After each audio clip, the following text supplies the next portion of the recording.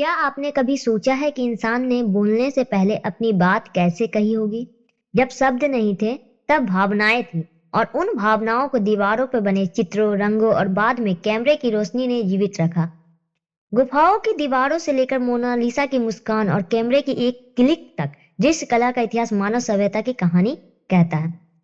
क्या आप जानते हैं कि दुनिया की सबसे पुरानी भाषा कोई शब्द नहीं बल्कि एक लकीर थी। एक ऐसी लकीर जो गुफाओं की दीवारों से शुरू हुई और आज हमारे स्मार्टफोन की स्क्रीन तक पहुंच गई। आइए शब्दों से पढ़े उस दुनिया को देखें जिसे हम कला का नाम दिए हैं। तो दृश्य कला में दृश्य मतलब देखना। जब इंसान बोलना नहीं जानता था, जब मानव सभ्य नहीं था, तो बोलने से पहले वो अपने भावनाओं को चित्रों के माध्यम से बतलाता था। तो आज की इस वीडियो में हम लोग जानेंगे दृश्य कला का इतिहास। स्वागत है दोस्तों आपका हमारे चैनल WB क्लासेस 02 हीरो में। यह क्लास कक्षा 10 के विद्यार्थियों के लिए महत्वपूर्ण है। दृश्य कला का इतिहास। दृश्य कला वह कला है जिसे देखा जा सकता था। इसमें चित्रकला, मूर्तिकला, वास्तुकला, फोटोग्राफी आदि शामिल है। इसके इतिहास में कला की उत्पत्ति, विकास और उपयोग का अध्ययन किया जाता है। चित्रकला, पेंटिंग। चित्रकला का इतिहास बहुत प्राचीन है। फ्रांस के चौबे और लेस्कॉक्स गुफाओं में आदिम मानव द्वारा बनाए गए चित्र मिले हैं। इन चित्रों में लाल, पीले, भूरे और काले रंगों का प्रयोग हुआ है। जानवरों जैसे घोड़ा, भैंस, हिरण आदि के चित्र बनाए गए हैं।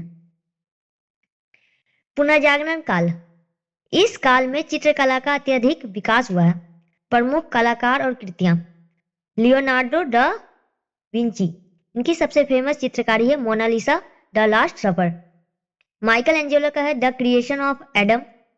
बोटिचेली का है द बर्थ ऑफ वीनस। भारत में अब चित्रकला। भारत में भीमबेटका और बाघ की गुफाओं में प्राचीन चित्र मिले हैं। मुगल काल में चित्रकला को संरक्षण मिला है। अकबर, जहांगीर और शाहजहां के समय चित्रकला विकसित हुई है। प्रमुख मुगल चित्रकार मीर सैयद अली, अब्दुल समद, बशावत आदि थे। मुगल काल को चित्रकला का स्वर्ण युग भी कहा जाता है। आधुनिक भारतीय चित्रकला। कलकत्ता आर्ट ऑफ स्कूल और जुबली आर्ट स्कूल की स्थापना हुई। अवनींद्रनाथ टैगोर, नंदलाल बोस प्रसिद्ध कलाकार थे। अवनींद्रनाथ टैगोर ने भारत माता चित्र बनाया है। फोटोग्राफी। प्रकाश की सहायता से चित्र खींचना फोटोग्राफी कहलाता है। भारत में फोटोग्राफी की शुरुआत 1840 ईस्वी के आसपास हुई है। बॉर्न और सेफर्ड प्रारंभिक फोटोग्राफर थे। 1854 ईस्वी में Calcutta school of industrial arts में फोटोग्राफी शुरू हुई। 1856 ईस्वी में फोटोग्राफी सोसाइटी ऑफ बंगाल की स्थापना हुई। आधुनिक भारत में फोटोग्राफी का महत्व। इतिहास, स्मारकों और लोगों का रिकॉर्ड रखने में सहायता करती है फोटोग्राफी। अंग्रेजों ने प्रशासनिक कार्यों में इसका प्रयोग किया था। फोटोग्राफी को कला का दर्जा मिला है। आज के इस वीडियो में हमने जाना कि किस तरीके से मानव जब बोलना नहीं जानता था, जब भाषा नहीं थे, उनके पास कोई शब्द नहीं थे, तो उन्होंने लकीरों के माध्यम से गुफाओं, दीवारों में अपने चित्र उकेर कर लोगों को भावनाओं को एक दूसरे के सामने प्रकट किया है। उन्होंने अपने भावनाओं को व्यक्त करने के लिए रंगों का भी उपयोग किया।